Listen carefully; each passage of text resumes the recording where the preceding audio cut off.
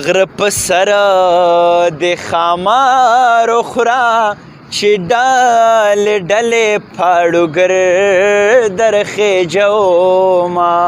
او تا ماته سوې او زما هیر شو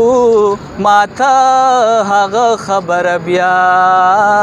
وکه میانه او په زړه دې څه دی او راته وایه خو مارو سترګو دې ګیلې راوړې دینا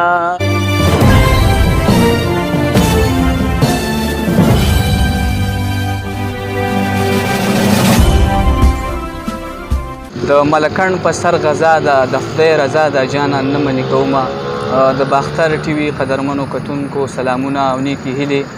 خدای دې وکړي چې ټول روغ جوړ او خوشحاله یې